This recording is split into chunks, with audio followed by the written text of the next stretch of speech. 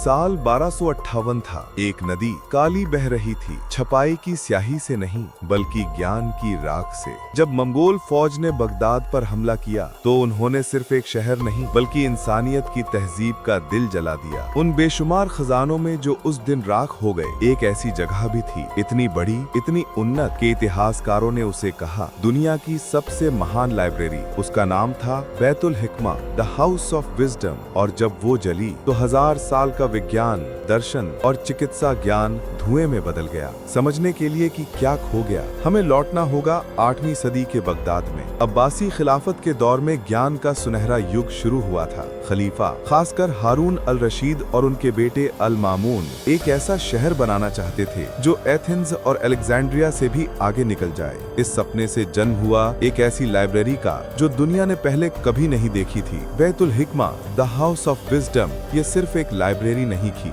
ये थी एक शोध संस्थान, एक अनुवाद केंद्र और एक विश्वविद्यालय, सब एक साथ। यहाँ पर्शिया, भारत, यूनान, चीन और अरब दुनिया से विद्वान इकट्ठा होते थे। मुसलमान, ईसाई और यहूदी सब साथ मिलकर काम करते थे। वे अनुवाद करते, बहस करते, प्रयोग करते। वे गणित, खगोल, दर्शन, भूगोल और चिकित्सा का अध्ययन करते। उन्होंने अरस्तु, प्लेटो, हिप्पोक्रेटिस और टोलेमी की रचनाएं बचाईं और अपनी खोजों से उन्हें आगे बढ़ाया। कल्पना कीजिए उन संगमरमर के गलियारों में चलना जहाँ चारों ओर अलमारियों पर किताबें रखी हैं, अरबी, यूनानी, संस्कृत और लैटिन में, स्याही के प्याले, ताड़पत्रों के ढेर और रात देर तक काम करते विद्वान। उनमें से एक थे अल ख्वारिज़मी, बीज गणित के जनक। उनके नाम से ही शब्द एल्गोरिथम बना जो आज हमारे कंप्यूटर की नींव है। एक और थे इब्न अल हैथम, जिनकी किताब अल मुअज्जिर, बुक ऑफ ऑप्टिक्स ने आधुनिक भौतिकी और वैज्ञानिक विधि की नींव रखी। हुनैन इब्न इसहाक, जो एक ईसाई विद्वान थे, उन्होंने यूनानी चिकित्सा ग्रंथों का अरबी में अनुवाद किया और गैलन और हिप्पोक्रेटिस की विरासत को बचा लिया। बैतुल हिकमा सिर्फ एक इमारत नहीं थी, वो थी इस्लामी स्वर्ण युग का इंजन। लेकिन कोई भी रोशनी हमेशा नहीं रहती। 1258 ईस्वी में मंगोल सेनापति हलाकू खान, जो चंगेज खान का पोता था, अपने सैनिकों के साथ बगदाद पहुंचा। अब्बासी खलीफा अल मुस्तासिम ने आत्मसमर्पण से इनकार कर दिया और फिर शुरू हुआ मानव इतिहास का सबसे अंधकारमय अध्याय। 7 दिन तक मंगोलों ने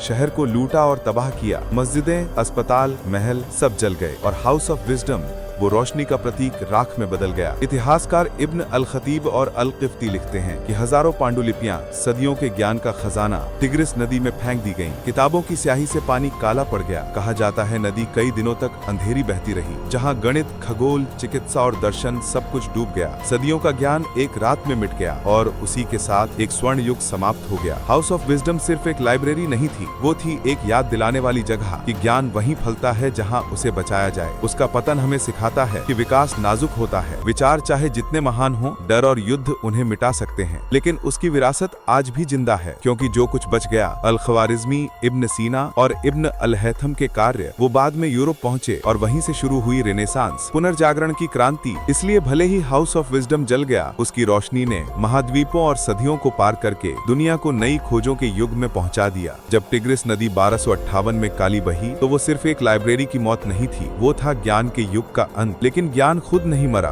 जब तक इंसान याद रखता है, बैतुल हिकमा जीवित रहेगा, न पत्थर में, न ईंटों में, बल्कि हर उस किताब में, हर उस समीकरण में, हर उस सवाल में जो पूछता है क्या होगा अगर। बैतुल हिकमा वो लाइब्रेरी जिसमें लाखों किताबें थीं जब तक वो जल नहीं गई।